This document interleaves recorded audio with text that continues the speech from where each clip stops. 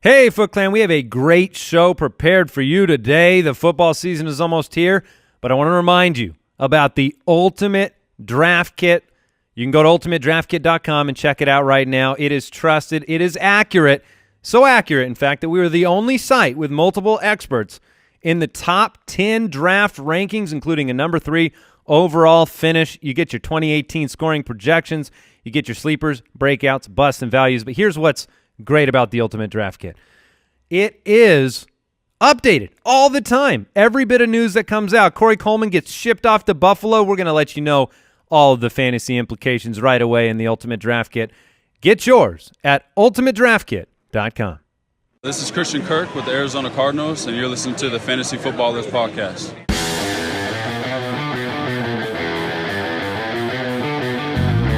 Welcome to the Fantasy Footballers Podcast, coming to you from Draft.com Studios with your hosts, Andy Holloway, Jason Moore, and Mike Wright. Welcome in.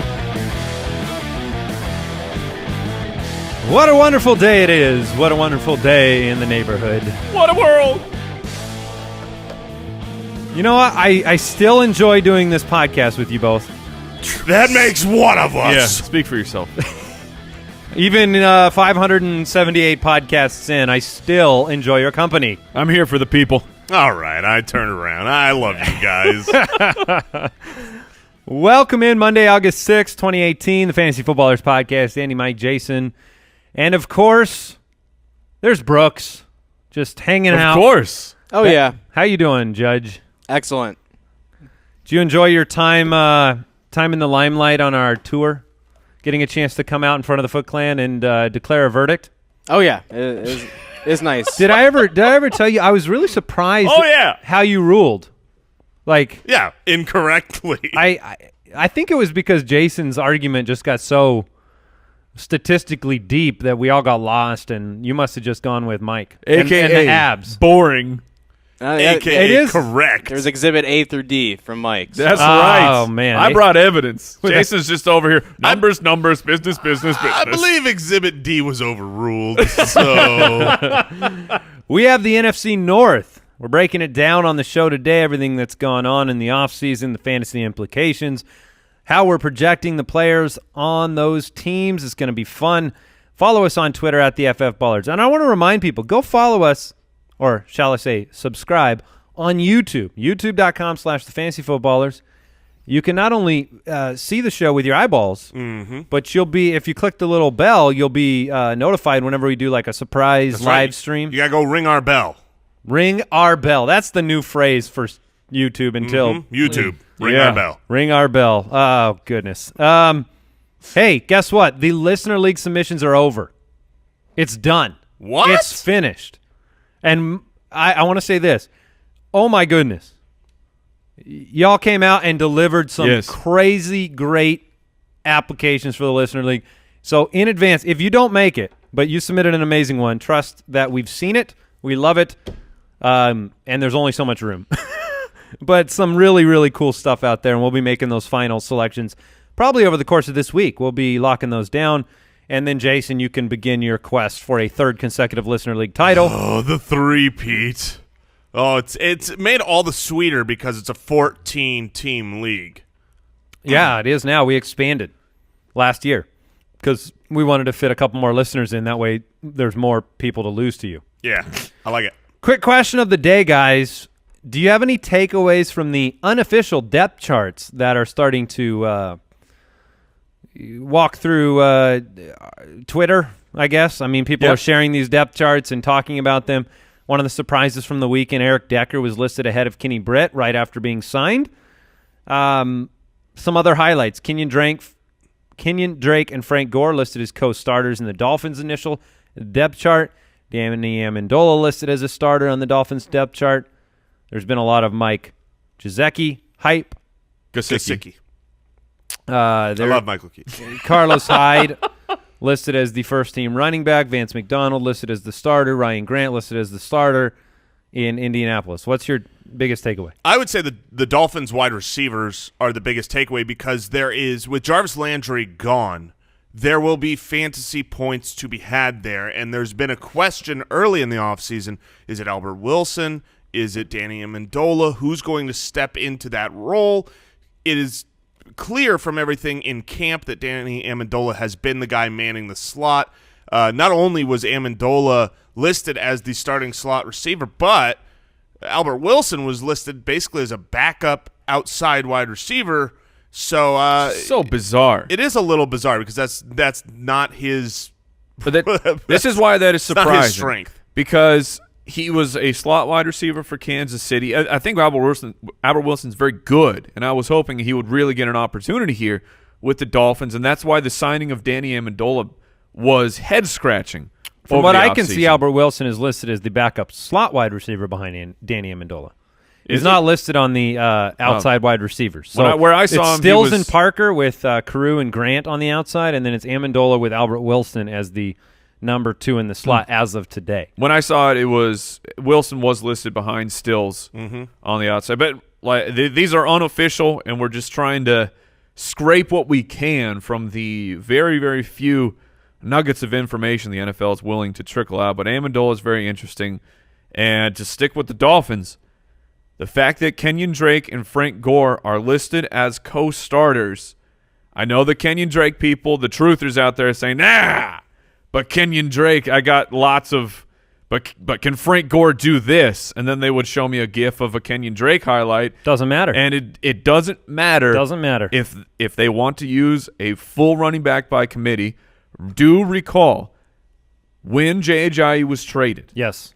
Kenyon Drake was not the starter. Damian Williams was. They were splitting time. Now, they were close in snaps, but Williams was getting getting more work than Kenyon Drake. And Drake wasn't valuable then. Correct. It was when Damian Williams went out that Drake became of supreme value. Now, that being said, I actually expected the depth chart. I'm a Drake truther, as you called us so rudely. The thing is I was expecting Frank Gore to be listed as the starter and Drake the backup. So when it was like co-starters, I didn't see that as like an indictment against Drake. I would have agreed with you earlier in camp, but with Drake running with the first team so often and things like that, I think the co-starter thing is par for the course for Miami. It's just people don't understand this. If you've been around fantasy football long enough, you've seen this exact template play out on team after team after team. Chris Thompson, the most electric back in football. Look, coaches don't view electricity as every down necessity. It's a matter of giving Drake the opportunity to make big plays and not wearing a guy like that down. It's not necessarily an indictment on his fantasy value. They signed Frank Gore for a reason. I mean, he's a longtime NFL starter, and then they went out and pursued him and signed him. We all knew he'd have a role. He's a veteran. It's going to be a bit of thunder and lightning for that backfield. It makes Kenyon Drake's average draft position a little bit too high. A little bit too high, a little bit scary. Oh, hey, since you're bringing up average draft position, I would just like to I'd like to take a minute and talk to the Foot Clan real quick. I've got something I want to try out this year, and this is a true story. I am asking all Foot Clan followers to not draft Kerryon Johnson in any mock draft you do this offseason. I want to see if we can dip that in. I'm not joking. I want to – yes. Look, pencil him in after your draft. Be like, okay, I'm going to draft this guy would have instead. taken him here. I would have taken Kenyon Drake but I there. took Albert Wilson in the fifth round. I want to see if we can keep that ADP low for you, so that come draft day, you can get him at a good value. Do not – I am making a campaign. Foot Clan, he's lying. This is not for you. This is for me. This is for Jason. This is for Jason Moore. Do not draft Kerryon. If you show me a mock draft and you drafted Kerryon Johnson, I'm going to be so upset. You're going to give him an F. Yes. Look, draft him in your real drafts, but in your mock drafts, you keep that ADP low. Jason's out there writing every beat writer, threatening them not to write about Kerryon Johnson. I want them to write bad news about Kerryon Johnson. Are you like sending Kerryon Johnson like PEDs or something like that to get his ADP down? No, because I wouldn't recommend it. No, I would agree with you there. News and notes from around the league. I I guess they didn't throw in one news and note from around the studio. If you are in or around the Phoenix area, we've got one more live show on our Fantasy for the People tour presented by Draft. You can grab tickets to our live show. It's August 24th at the Crescent Ballroom in Phoenix, and you can get tickets at ballerslive.com. It's going to be hot. That was such a fun show last year, doing our bold takes, and some of those bold takes really came to fruition. So, be there. If you're in Phoenix, be there, August 24th. All right. We talked about it. The Patriots signed Eric Decker. Now he's ahead of Kenny Britt. We didn't talk about it in the quick question, so I want to bring it up again. Do you read into Decker being listed ahead of Britt right now? I read into it. That's not great news for Britt. The unnamed player here, though, is Philip Dorsett, who, as of right now, it's going to be Chris Hogan and Philip Dorsett. Does that translate into fantasy value for Dorsett? It's unlikely at this point of his career. You know who Dorsett could be? But he's the fastest guy on the team, and they need someone to replace Brandon Cook's speed. I was going to say the best case scenario for me for a Philip Dorsett season is kind of looking like Ted Ginn previous to last year, or Robert Meacham or something, where it's like if you get the big play from Dorsett on his 3 targets, it's valuable. Agreed. But I don't think he's going to have a pile of targets in that offense. But yeah, it is interesting. This was big news over the weekend. Sony Michel. Will undergo a procedure on his knee after injuring it in Wednesday's training camp practice. It'll probably cost him, I believe it's fluid drain from his knee. It's going to cost him the preseason. It may cost him more than that depending on who you listen to. Jeff Howe from The Athletic had a more negative view. I believe Schefter had a more positive view to his recovery. I think Schefter had said 10 days, but the fact that there are people reporting this could cost him all of preseason, and you take out for me into the regular season. You tell me that a rookie running back for Bill Belichick is going to miss all of training camp and all of the preseason. That is troubling. You cannot possibly draft Sony Michel where he has been going. Now his ADP will go down, but saying you got to bail out, man. If you had that plan, you were going to grab Michel in the 4th or 5th round. You got to change it up. Yeah, and keep in mind, right before the draft, Sony Michel's stock was expected to drop because things were coming out about knee issues, and it appears, after the draft, everyone was joking, the Patriots probably started that because they drafted him. They weren't worried. Ruh-roh. Yeah. I moved him in my Dynasty rookie rankings. He was originally my number 2 running back in those rankings. He's my number 4. Just because of this early start to his career, you're weighing early risk, and there's not a lot that separates those guys. But Darius Geis, I have him ahead now. So I also think that by the way, Rex Burkhead shares. See, the funny thing is, get ready. I was actually going to bring up the name that doesn't get brought up. James Hill? No, James White. Oh, yeah. Because James White's just there. He's all reliable in that offense. No Julian Edelman for the first 4 weeks. I think James White, if you time that up with Sony Michel maybe coming back and not getting involved, look, Rex Burkhead's going to have value and goal line value, but I think James White's going to see some targets those first 4 weeks. He will. But it would be a sneaky start. He will absolutely see some targets, but the boost to Rex Burkhead, he'll shoot up at least 2 rounds in average draft price. All right, ankle injury forced Randall Cobb to leave practice. Same ankle that he had surgery on 7 weeks ago. Oof. This is concerning for a Packers offense that is kind of being remade from a pass catcher perspective, and we hope Randall Cobb could bounce back, do what he did at the end of last year. Now what? So on the depth charts, Geronimo Allison was kind of slotted in as the 3rd wide receiver, or the other outside starter aside from Devontae Adams. But the news out of training camp on Geronimo has been very sketchy. Is Geronimo Allison on the roster bubble? It's hard to know. They did reload at the wide receiver position with Jamon Moore and Equanimous St. Brown. That's going to be too far. If that happens, if Jamon Geronimo Allison's situation reminds me so much of what we do with them all the time, which is Jeff Janis, Aberdaris, Like, these are all players that made plays before, but when it comes right down to it, it's quarterback play over wide receiver play for a lot of these guys. And if Rodgers and Allison don't get on the same page, it'll be somebody else. It'll be Jimmy Graham. It'll be Ty Montgomery. It'll be Jamon Moore. It'll be Equanimeous St. Brown. Yes. Oh, but the thing is, it's going to be somebody. Aaron Rodgers creates fantasy wide receivers. It will be Devontae Adams. It will be someone else. Jimmy Graham's going to be lining up outside all the time. He could be all the time. He could you be. You give Aaron Rodgers even that chess piece on the outside, even if he's not targeted all the time. I think it's about mismatches. That's why they paid him that money. Well, the mismatch better be in the end zone. I saw I can't remember who was tweeting it out, but they were talking about the game speed. Jimmy Graham's game speed. You know who his comp was? Antonio Gates. Yeah. Jimmy Graham. That's what they got Lance Kendricks for. Between Just- the 20s, just saying. go. I'm tired of talking about Jimmy Graham's game speed. What? I am. I'm tired of talking about it. Okay. Because it's a moot point anymore. We concede the fact that he hasn't been able to run for 2 years, 3 years. He is what he is now. Like, you joke about Antonio Gates, like he's Antonio Gates' game speed. You give Antonio Gates a full assortment of snaps in Phillip Rivers' offense today, and he's relevant. Sure. Like Jimmy Graham. Not a 5th round draft pick, though. No, maybe not. But Jimmy Graham is able to still be the red zone threat that he is. I mean, I'm telling you, he's going to be annoyingly relevant this year to both of you. You're going to hate it. He's going to be your ice.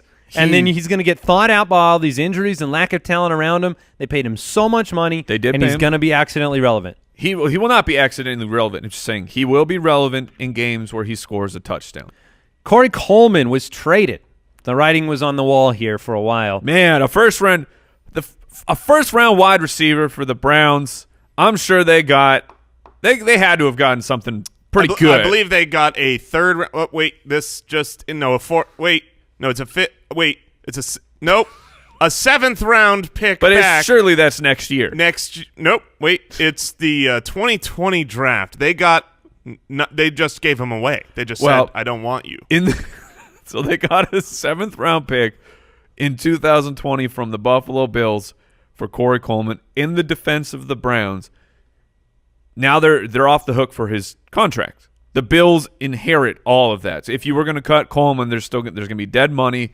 There's going to be a cap situation that you have to navigate. If you were trying to clear the books, I get it. But the fact that in the NFL, it was known that the Browns were moving on from Corey Coleman, and all they could get was a 7th round pick in 2020 from the Buffalo Bills is troubling.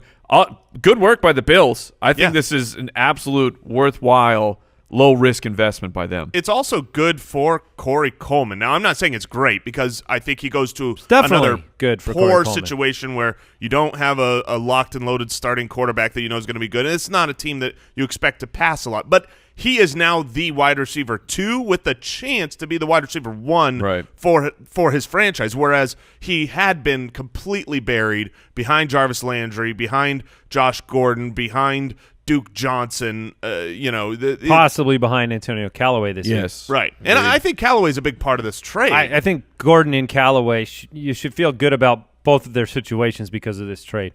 For them, trading the depth of Corey Coleman tells me that Gordon is coming back, and it tells me that Callaway has made strides. Now, the report about Gordon right now is very close to returning. So he's very close to returning. They are talking about, well, if he doesn't report by Tuesday, then he is not eligible to become a restricted free agent this next season. But the word from Browns camp is they will not hold it against him if he does not show up by Tuesday. We'll see what that actually means. Tuesday's when Hard Knocks and starts, Hard Knocks right? starts, yes. Fantastic. Kenneth Dixon returned to practice for the Ravens. Woo! This is good news for those that believe in Kenneth Dixon. And then Brandon Coleman finally released by the Saints. Basically, you have a situation where I think it speaks well of Cam Meredith's health. Yes. And this is the type of news I have been waiting for on Cameron Meredith because his knee injury was devastating. But very early last year. And it's preseason this past year. But I needed some proof of evidence that the Saints felt like he was going to be ready. It also it could be great news for Traquan Smith as well, their third-round wide receiver draft pick. Yeah, well, you've got the double up as well, right? He avoided the pup, and then they're saying, hey, we've got a lot of wide receivers here. Cam Meredith Coleman might come back, rise. but right now he's injured, and so they're just wanting to make room. So, yeah, a lot of interesting stuff going on. Hey, before we get to the NFC North, I want to thank today's sponsor, Indochino.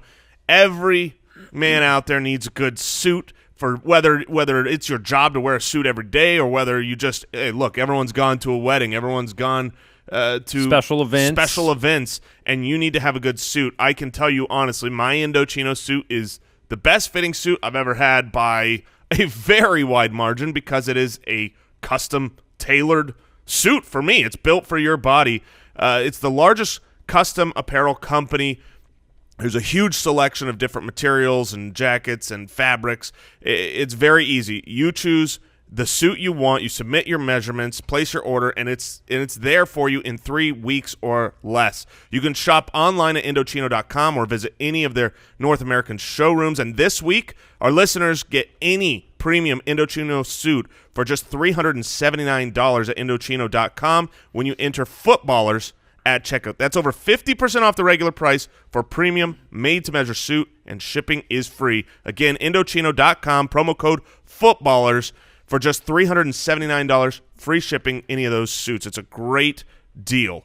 We want to thank Pristine Auction for sponsoring today's show. Pristine Auction is the place you need to go for all of your sports memorabilia needs, like this Stephon Diggs signed jersey up on the wall, because we're going to talk about the NFC North, and Brooks knows what he's doing. So he is showcasing Stephon Diggs. There are hundreds of daily deals. They're getting new things on there every single day. It's worth it to just, in the morning, you're having the coffee. I'm going to browse Pristine Auction. Let's see what's going on up there today. You can get some deals like yesterday, the new starting running back for the New England Patriots, Sexy Rexy Burkhead, signed jersey, just $81. We got a Todd Gurley signed Rams photo for $68. A Keenan Allen signed Chargers jersey, my goodness, $75.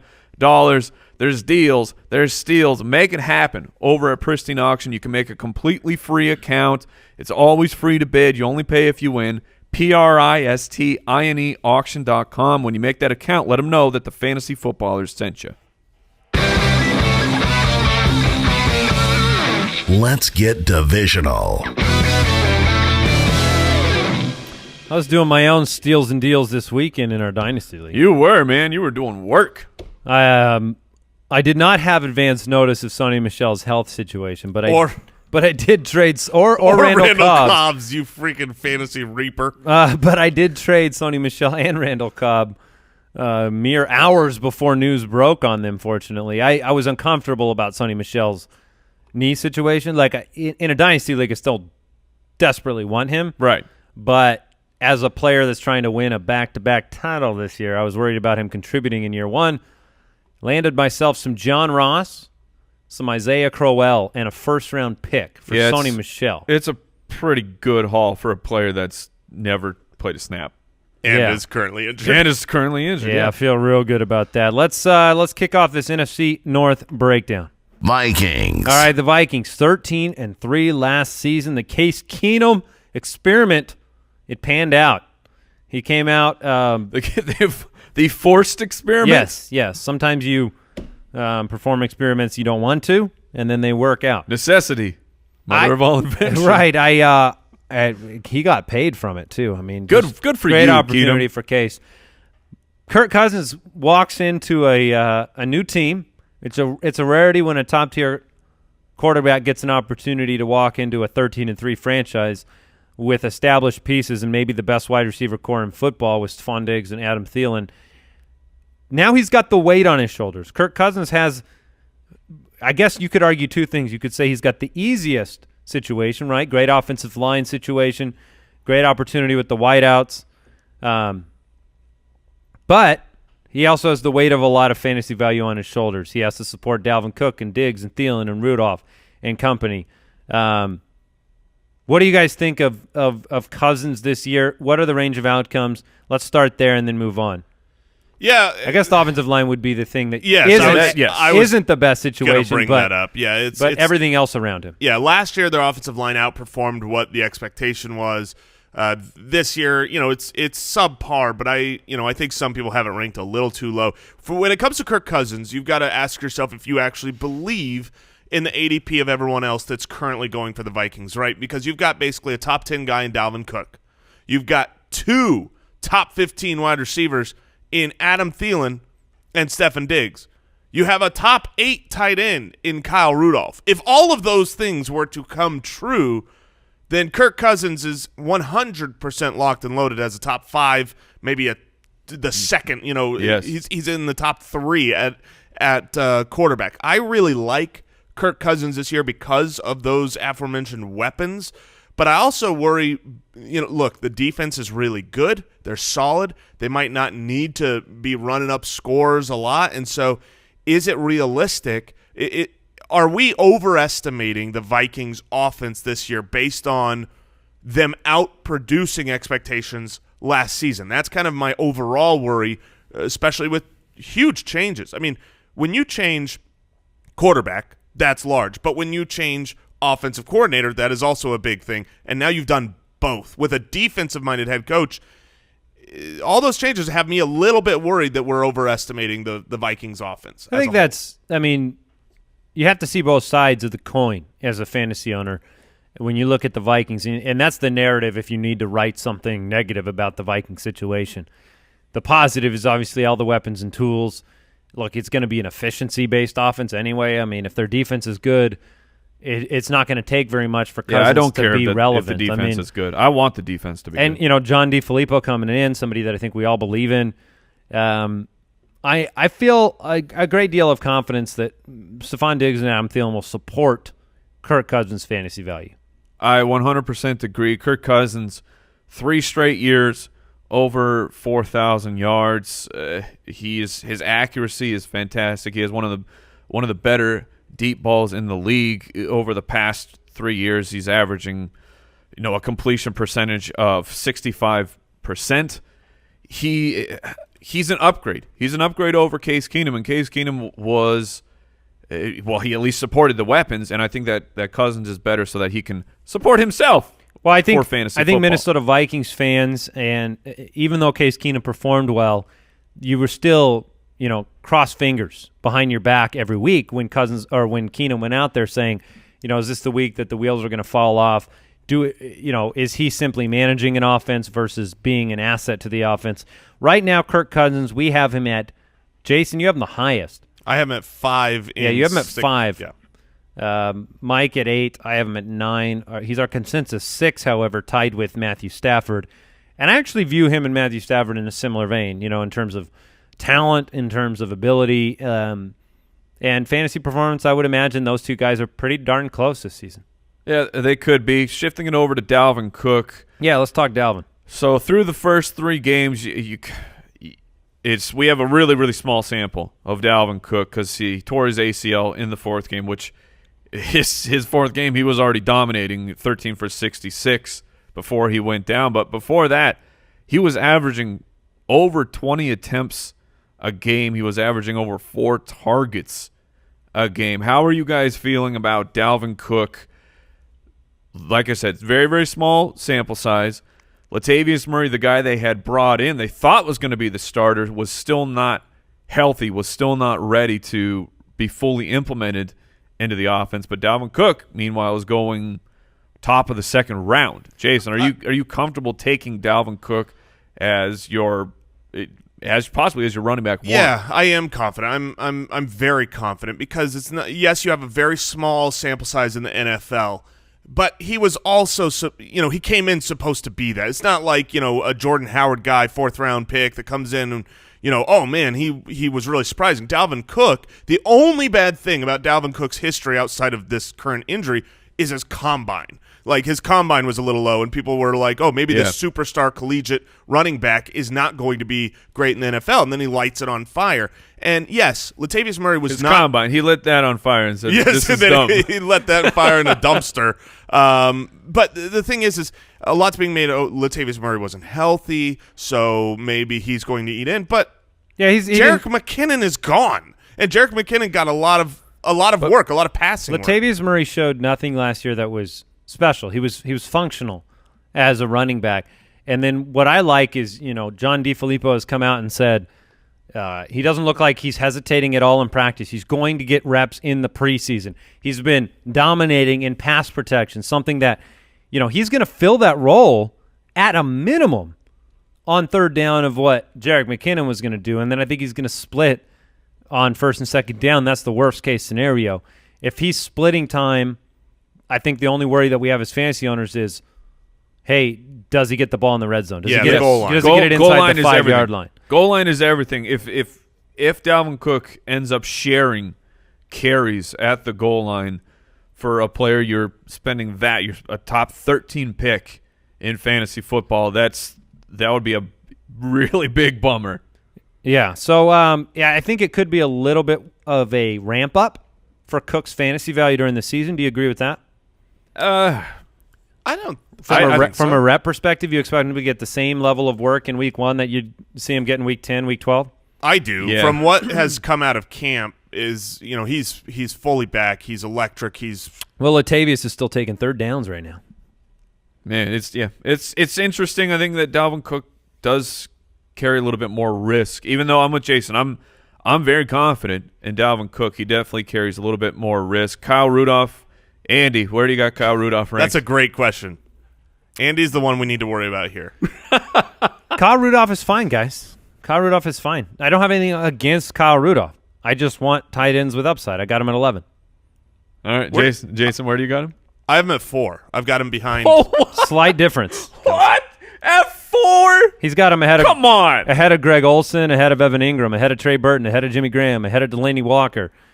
Ahead of his time, they call him. It certainly might be too high. And look, these are stat-based projections. I feel like that's a spite ranking. No, it's not a spite ranking. These are stat-based projections of where they might finish. It's not, a lot of times people are like, oh, you drafted this guy ahead of him, but you've got him ranked higher. That's not necessarily that, that doesn't take everything into account, right? What you are saying about Kyle Rudolph is that his ceiling is not super high. He's not going to be the number one target in his offense. He's not going to be the number one weapon. I think he feels cozy with about, 50 receptions. Right. Whereas, Greg Olsen could be still the number one target in his offense. Jimmy Graham could be the number one weapon in the red zone. Kyle Rudolph is just kind of there, tried true. He's going to be a third down guy, and he's a big target in the red zone. But if you look over the last couple of years, he's just been so consistent, even though he's not phenomenal. That's why the stats bear him out a little bit higher.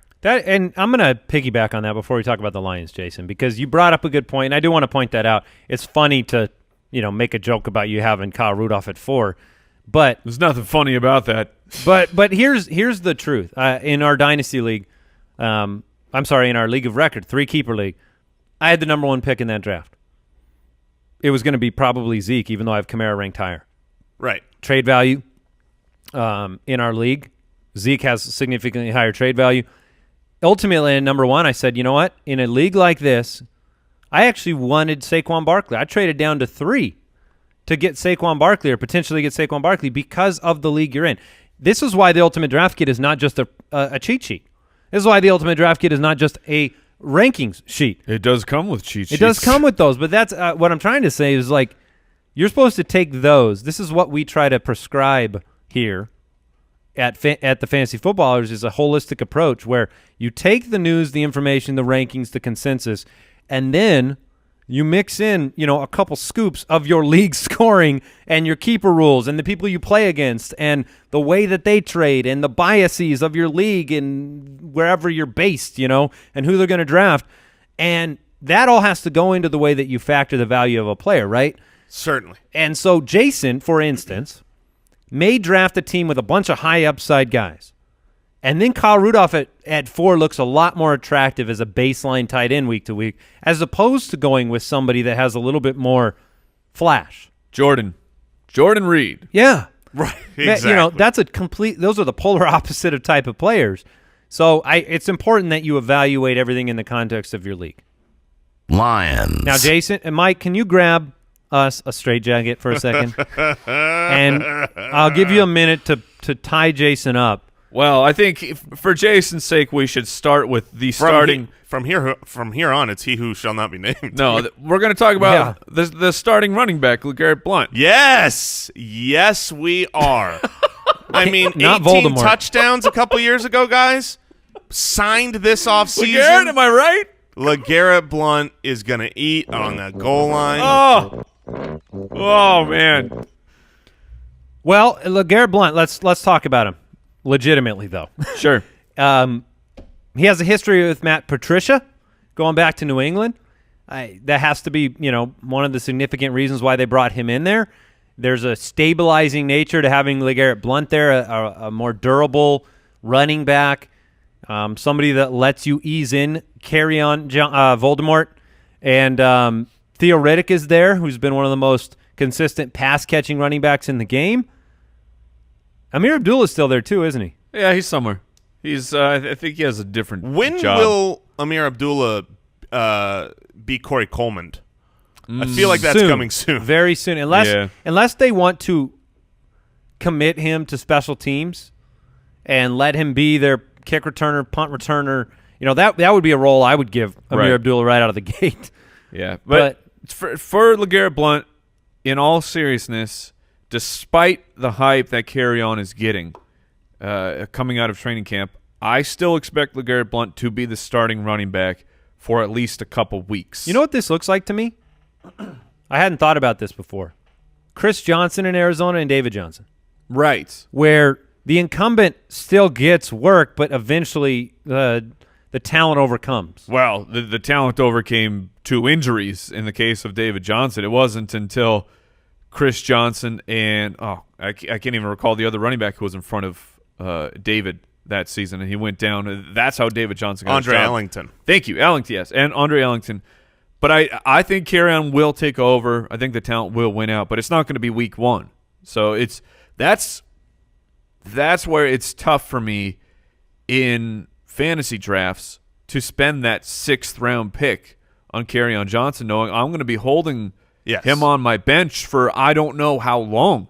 I hope it's 2 weeks, but what if it's 6 weeks? What if it's 8 weeks? Because LeGarrette Blount still has enough left in the tank, and the team has committed to him. Yeah, and we also do not have – I mean, look, Matt Patricia is a brand-new head coach. We talk a lot about Marvin Lewis doesn't want his rookies to get in right away. Head coaches can control that, and we don't know Matt Patricia's belief in that. You can't know it yet. And so there is, without a doubt, a lot of risk built into taking Carry-On Johnson as any kind of reliable piece that you have to start week 1. And this is coming from the Carry-On Johnson truther. You have to recognize that come week 1, he very well might not get work that is worthy of being a starting running back in fantasy football. I believe he will, but the risk is there. If you look in the Ultimate Draft Kit, the risk rating on Carry-On Johnson is higher than, because I've got him projected as a starter, my risk rating is much higher according to those projections. This, and now it's only a 6th round pick, but that's right now because Jason keeps pumping up the average draft position of Carry-On Johnson. This is Joe Mixon from last year, who ended up as a 4th round pick, even though in front of him was Jeremy Hill, LeGarrette Blount, and Giovanni Bernard, Theo Riddick. So, man, historically bad. Their offensive line has improved. Pro Football Focus has them coming into the season as the number 8 offensive line. Let's move on to the wide receivers, though. Golden Tate, 90 and 1,000. Or is this just you can mark it down? Yeah, if he plays 16, it's 90 plus receptions, 1,000 yards, and it's great. But one thing you need to be wary of with Golden Tate, and we've talked about this more so in off seasons when we're reflecting on the truth of the wide receiver series, is that Golden Tate, despite having a lot of volume, is not a consistent week in and week out performer. It's really bizarre because you don't have a lot of other guys that are 90 and 1,000 receivers year after year that don't just week after week get it done. And Golden Tate is thought of as, in fact, in our last mock draft, I took him as kind of, I want the more consistent guy. And then afterwards, I thought about the fact that he's a little bit fool's gold in consistency. Whereas you look at Marvin Jones, like a boom bust guy, but they kind of both are, and I think maybe this is a Matthew Stafford. This past season, issue. both of them were right at that 50% when it came to consistency of games where they were either a wide receiver 1 or 2. But over the past 2 years, what you were talking about, Jason, over the past 2 years, Golden Tate 40% of the time was a wide receiver 1 or 2. I don't really love Golden Tate. I feel like, look, we've been through this in his career now where we've seen him. He's a 9-10 per catch guy. He's not going to score more than 5 times, and he's not going to have more than about 1,000 yards. So I like him in the fact that you can roll him in there and get some level of guaranteed production, but there's not a ceiling to him anymore. Yeah, I still gone. really. He's 30 years old. I still love him. He's never scored more than 7 touchdowns in a season. Hasn't had more than 6, I think, in the last 5 years. It just depends what you want from that position. It comes down to how have you constructed your wide receiver core And what type of league you're in. Yep. Half point, full point, you're going to be in a lot better situation with Golden Tate. I will say this. Right now he is the 20th wide receiver off the board. If you look back at the last 4 seasons, he was the 13th, 27th, 19th, and 15th wide receiver. So if you don't believe that he's lost a step at age 30, which I don't think any of us do, it does return value project to be a valuable pick there. Eric Ebron left this offseason, Jason. Yes. Maybe he's off to greener pastures in Indianapolis. Surprise value in fantasy is who on this roster? Is it Kenny Golladay? Is it Luke Wilson? The surprise value will be Luke Wilson. Eric Ebron is gone. Also gone is Darren Fells. That is over 100 targets to the tight end position this past season. Luke Wilson, it's a prove-it deal. It's only a 1-year, $2.5 million deal. But before Seattle traded for Jimmy Graham, you saw flashes of Luke Wilson making really big plays, and I firmly believe he has been brought in to be the move tight end, to be the pass-catching tight end, and it won't shock me to see him up in that Ebron area, that 80 to 90 targets, and for a fantasy tight end that's essentially undrafted. That's fantastic. Last value. year they were worst in the NFL in rushing yards per game with 76 a game. They were 6th in passing yards per game. Last year, their end-of-season offensive line rank was 19th. In 2018, Pro Football Focus has them improving all the way up to the number 8 overall offensive line, which means a lot to that balance. It means a lot to the possibility of value at the running back position. I think people have been burnt year after year, and that's causing some blindness into the potential value of the running back position in Detroit. Yeah, I agree, and the final thing I will say is please don't mock draft Kerryon Johnson. Move on. Packers. All right, the Packers, disappointing 7-9 season. Aaron Rodgers returned at the very end, trying to get the Packers into the playoffs. It didn't pan out, but Rodgers missed significant time last year with injury. Key subtractions to this offense, both tight ends, Martellus Bennett and Richard Rodgers are gone. Jordy Nelson, who was a longtime fantasy force on Green Bay, is now gone. And you did have the drafting of 3 wide receivers. We talked about them a little bit earlier, but Jamon Moore. I was waiting. Yeah. And then Equanimeous St. Brown.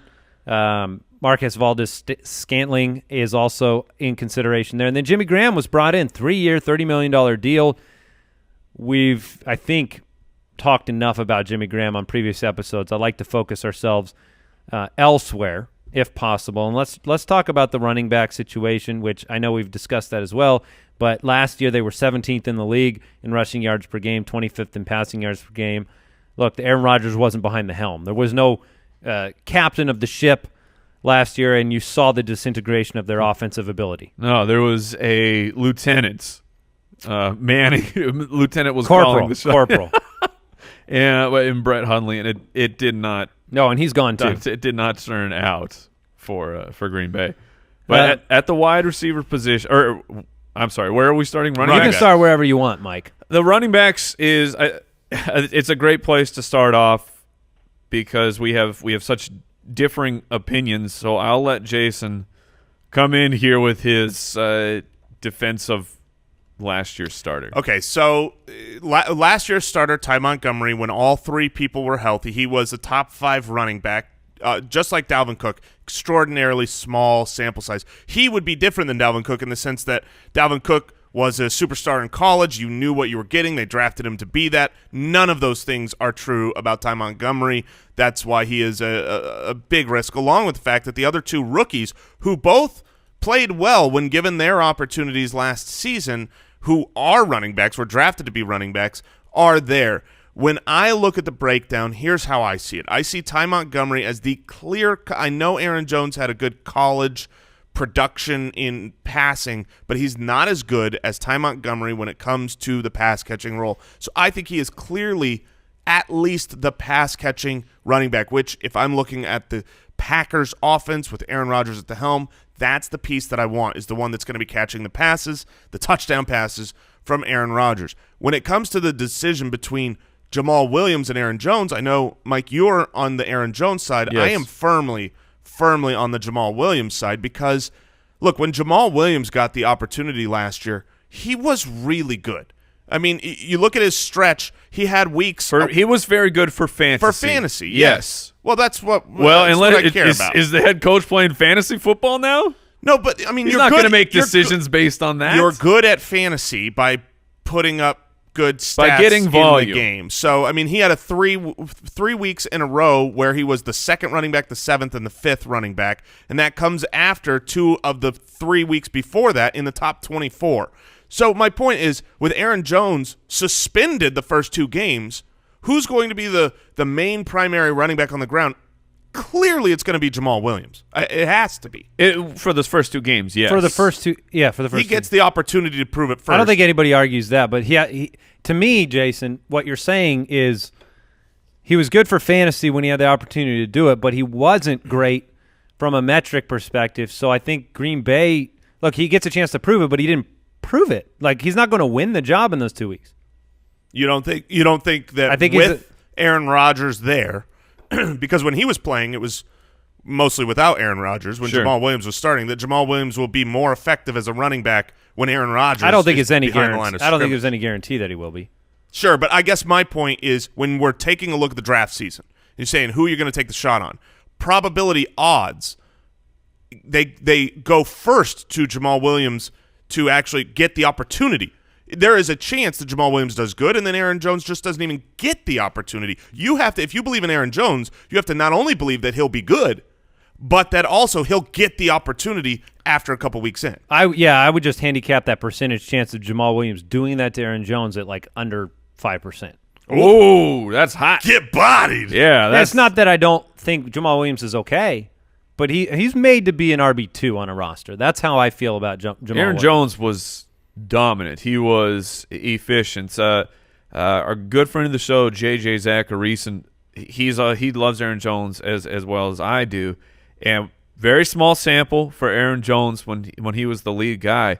But you're talking, he was putting up Alvin Kamara levels of efficiency in those couple of games, and I don't think that Montgomery nor Williams has the ability to do that. And I'm for the Green Bay running back position, I'm going to bet on talent, and I believe that's Aaron Jones. But Jason's right. You do have to sit. He's suspended for 2 games, and then he will have to earn that role back. And which I think could take a little bit. If you can draft Jamal Williams late enough and get a couple starts out of him just to begin the year, right? That's a real viable way to. Let's say you're Mike the other day in Mark our mock Ingram. In our mock draft. Yeah, Mark Ingram's a good example too. If you draft Mark Ingram and you're trying to bide time, but the other day Mike went 0 RB through the first 5 rounds. Well, if you take some of the rookies towards the back of the draft and then you want to put in Jamal Williams, I think it's a great way to go. Buy yourself some time. That's what 0 RB is all about. Just buying yourself.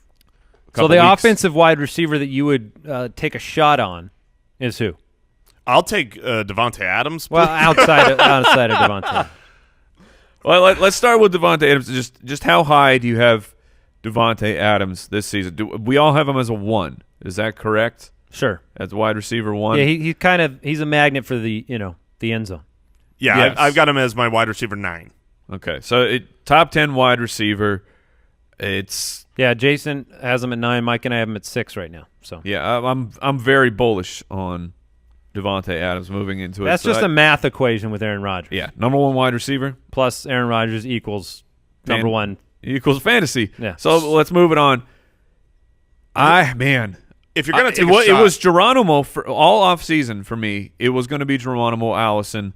I want the player who has spent time with Aaron Rodgers, who has earned that trust. Like I had said, the news on Allison coming out of training camp from beat reporters is not the best, but there was that small glimmer of hope where they talked about a play where things kind of broke down and Allison knew where Aaron Rodgers was going to want to go with the ball. They connected for a touchdown, and then Aaron Rodgers had a quote of essentially saying, that's what I like about Allison. He knows where I want him to go. So if you have the support of the quarterback, maybe he can hold on. So I'll say this. Through training camp, if he holds on to a roster spot, which that sounds ominous, it's still going to be Geronimo Allison for me. And for me as well. I mean, he's got the leg up. It's similar to the Jamal Williams thing. I think he's going to get the first shot, the opportunity. And I'm always going to take the opportunity with Aaron Rodgers. Adam Gase said about an hour ago regarding the depth chart situation we were talking about earlier. Yeah. With Kenyon Drake, he said, I wouldn't look too deep into this depth chart. And then when they asked him about specifically Gore and Drake being co-starters and why he did it that way, his response was, quote, just to be an a-hole. Yes. That's literally what he said. So it's not it's the depth charts are funny because some coaches do This is your coach? Some coaches approach it as like, look, especially at this point in the season, I have to submit this, but it means nothing to me. So that's why we tell you don't overemphasize those situations. Bears. All right, let's talk about one of the most hyped teams of the offseason. Because there's so many things to be potentially excited about. There are. In Chicago, Allen Robinson, new wide receiver. Welcome to Chicago. John Fox out the door. You got a brand new head coach in Matt Nagy. You have a brand new offensive coordinator coming in from Oregon in Mark Helfrich. You have Anthony Miller drafted, wide receiver. Oof. You have Taylor Gabriel signed, wide receiver. You already hurt. You have the epic and unadulterated return of Kevin White, prodigy. So fast. You have Jordan Howard coming back in after 2 great seasons to begin his career. Tariq Cohen, the dinosaur hunter himself, lightning in a bottle. And then Mitch Trubisky and his potential ascension. A lot of people projecting great things for Mitch Trubisky. I've seen the heavy hype of, everything. The comparisons all the way up to Carson Wentz on Mitch Trubisky this season. Stop. Hey, no, you can't stop the hype, Mike. Have you heard the train coming? Stop the hype. Have you heard? You can't stop this. I'm wearing my steel-toed boots. That little toy train doesn't scare me. Not going to run him over? My toesies are fine. It's Mitch. Stop. Carson Wentz. So let's put on the filter glasses. Let's be the Bears glasses, let's be studious in our analysis of the Bears, and let's tell people where they can actually find fantasy value on this roster. The Bears last year were 16th in rushing yards per game, 32nd in passing yards per game. This was an offense that passed the ball for 175 yards a game. If any of their passing offense translates to this year, it's not a good thing for any of these weapons, right? I didn't even mention Trey Burton, signed a 4-year, $32 million deal, athletic tight end coming in from Philadelphia. So what do you guys want to talk about with Chicago? Yeah, I mean, the only piece that I'm actually excited about, I mean, Trey Burton is interesting because he's a lower-ranked ADP guy that I believe will still have enough relevance to be a week-in, week-out fantasy starter at tight end. But the only player on this roster I'm actually excited about is Jordan Howard. He has shown that he is a good running back, 4.6 yards per carry over his first 2 seasons, and that's with people stacking the box, knowing they're going to run with a bad offense that is not, they've just been kind of that old school, curmudgeon-y offense. Now you get a coordinator coming in who's saying good things about Jordan Howard. Jordan Howard has clearly, I mean, he has a lot of work to do as a receiver, but he's been That's what his focus has been on. And if that's what his focus has been on, and the coaching staff's focus, if Jordan Howard were to add receiving numbers to his fantasy line, he's been the 10th and the 12th running back over the last 2 seasons. Are we talking about Jordan Howard or Alfred Morris right now? That's exactly what I was going to say. It sounded like we're making I feel like I made argument. I've made that exact same argument for Alfred Morris, and Jason just attacked me and said that's the stupidest thing you could say. It's the stupidest thing you could say because he didn't have the change of the head coach it doesn't in matter, the system. though. Tariq Cohen is literally the number one option that you could have. Did he get a hand transplant? Here's the deal. His hands are just too strong. 276 rushing attempts last year, 5th most in the league. 1,100-plus yards, 6th most in the league. 718 yards after contact, number 1 in football, and by a wide margin. Jordan Howard is an absolute monster. He's just a wrecking ball. Yeah, and the question becomes just where is the value of Jordan Howard? Because I'm going to give you the scenario. He could score 15 touchdowns. Half point PPR. Okay, so you got to value him against pass catching running backs. So Jordan Howard or Dalvin Cook. Oh, Dalvin Cook, not close. Okay. In what kind of league? Half point. I would take Jordan Howard. Christian McCaffrey. I've got Christian McCaffrey slightly above Jordan Howard. Yeah, I do too.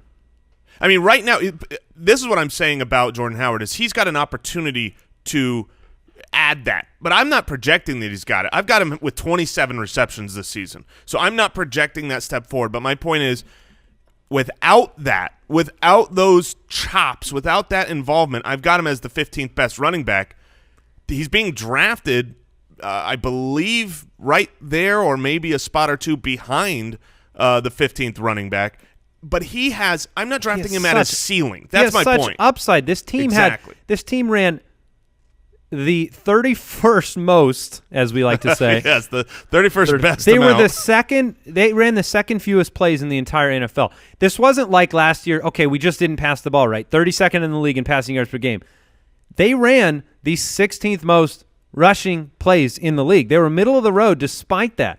They ran 929 plays, which was second fewest in the league. This was an offense barely on the field last year. He had 9 touchdowns. So it was third most in the NFL on one of the worst offenses that had the least amount of opportunities. If you believe at all in all of these new weapons that they brought in, and Matt Nagy and Mark Helfrich and being innovative, I'm telling you, Jordan Howard can score 15 touchdowns. Jason brought him up as one of the few guys being drafted outside the top 10 running backs that could actually finish number 1, and I 100% believe it. And he does not need to – he needs to catch 35 passes and score 12 to 15 times to do that. He's Zeke. Yes. You're looking for – you're hoping for Zeke. Exactly. That's the nicest thing that's ever been said about Jordan Howard. I'm just saying, for fantasy, the way to finish as a top 5 guy is the way that Zeke does it. Yes. You have to have 1,500 rushing yards, and you have to have double-digit touchdowns. But at least he has shown that he can do that type of thing. Right. Yeah. Yards after contact. He almost has 1,000 yards after contact last year. He's a beast. At the wide receiver position, a lot of new pieces. In fact, I feel like all new pieces because I don't think Kevin White will be involved. Stop it. But I will say this. Taylor Gabriel, Anthony Miller, these guys I think are getting too much love because of the newness. We don't know how much passing work is going to go around, and they're clearly the second. Sometimes we don't want the second wide receiver on a team where we should. We've got history of Amari Cooper and Michael Crabtree together. They both score well. The Packers always have 2 in the top 15 or the top 24. But I don't think that the Bears, with Mitch Trubisky in year 2, are going to produce 2 top 24 wide receivers. That's where I think top 20. What? Where's this love that you're talking about for the wide receiver? Anthony Miller's going. Twitter Anthony Miller love is out of control. But that's different. Loving a player is different than saying projecting him for fantasy. He's going at the 13th round. I'm just talking about no one wants him on a fantasy team. I'm talking about the vibes, the news and notes. My Twitter timeline. Because he's a good wide receiver. He's going to be a great wide receiver. I'm with you. Oh! Breaking news. What do we got? It's just really breaking right in the middle of your sentence. Zach Ertz has missed his 3rd Eagles practice in a row with an undisclosed injury. We do not know any more than that. Oh. Dallas But- Goedert. Yeah, very interesting. But back to Get there. Dallas Goedert. Get there. good day, mate. Anthony, no. I regret so many regrets. My point is this, Mike.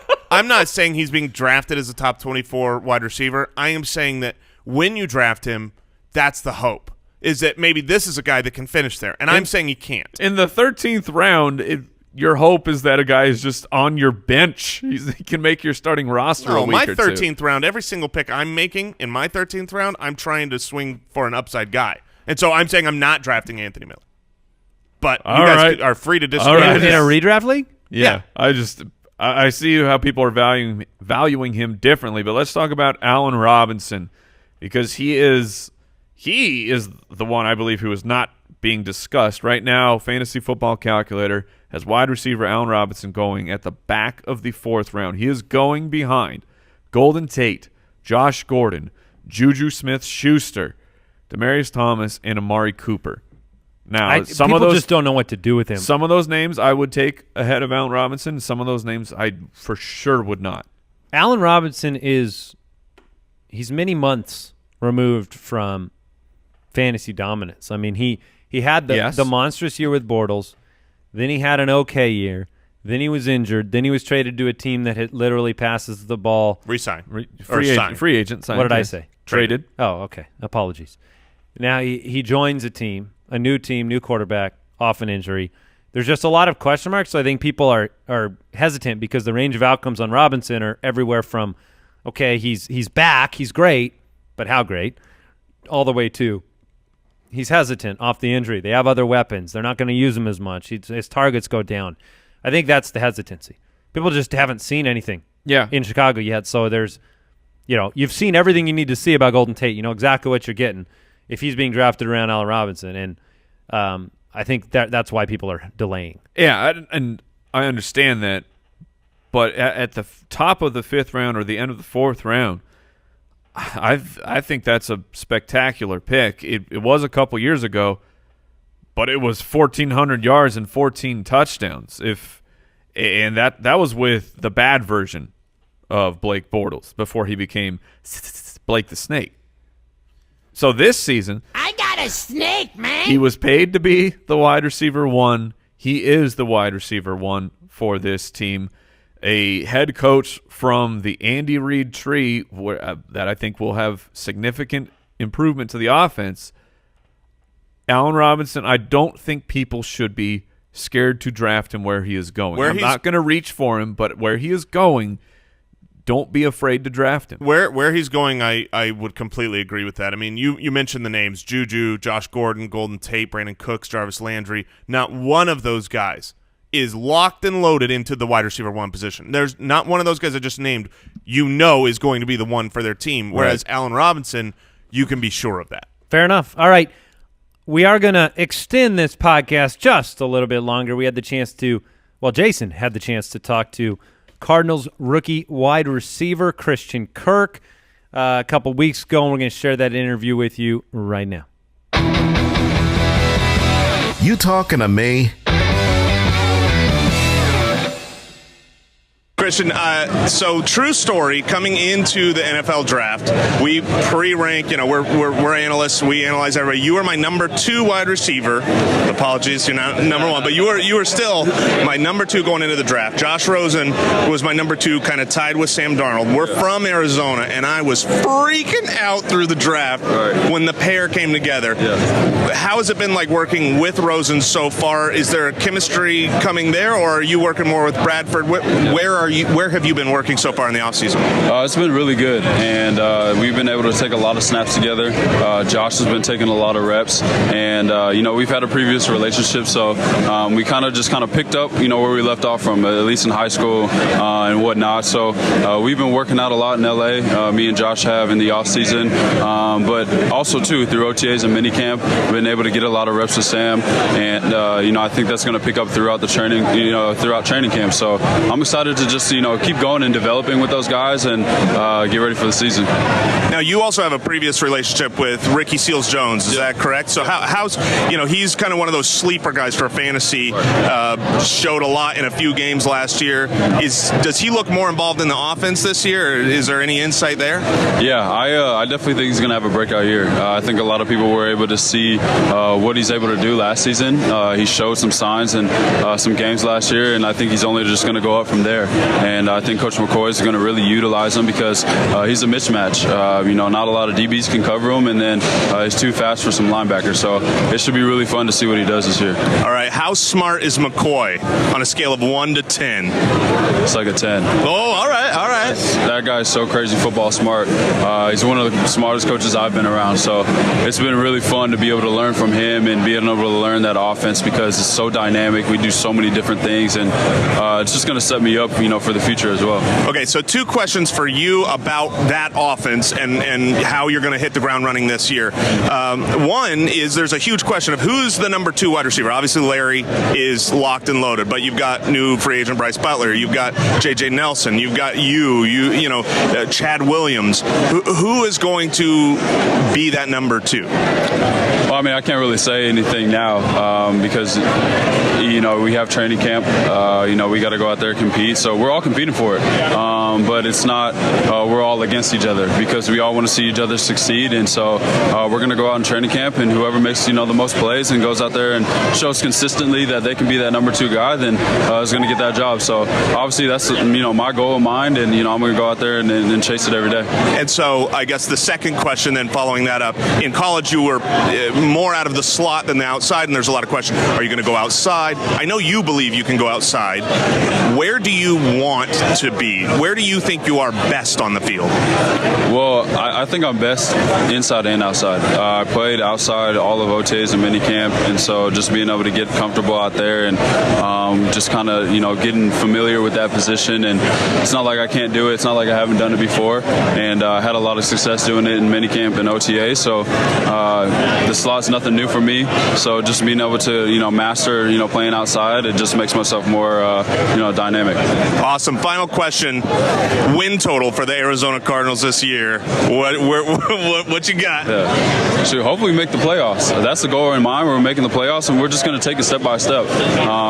Once you make the playoffs, then it's, winning a division championship and then hopefully Super Bowl. So that's our goal in mind. That's what we, are working for right now. So I'm excited for it. We got a lot of people sleeping on us, and, hopefully we'll wake some people up. Awesome. Thanks, Christian. Yeah. All right, great to hear from Cardinals rookie wideout Christian Kirk. Jason had the chance to speak with him, and I think what is exciting about Christian Kirk and the Cardinals offense is, what wide receiver is going to emerge as that second option behind Larry Fitzgerald or pass catcher, right? Right. It could be Ricky Seals-Jones that emerges as a real relevant tight end option. It could be Chad Williams, last year's early round rookie. Could be Bryce Butler. There are a lot of options. Probably just going to be David Johnson. Probably just, yeah. But Christian Kirk, I think it's going to be a slower thing for him. I think he's going to make an impact on special teams. And I think, a couple of electric plays here, they're going to get him more snaps in the slot and give him more opportunities. Agreed. Yeah. All right, that does it for today's episode of the Fantasy Footballers Podcast. If you want to play a little best ball with us, and you should, draft.com/ballers. And we'll be back tomorrow with another brand new episode. Again, 5 days a week. Subscribe on Apple Podcasts, Google Podcasts, and YouTube. Take care, everybody. Have a good one. Goodbye.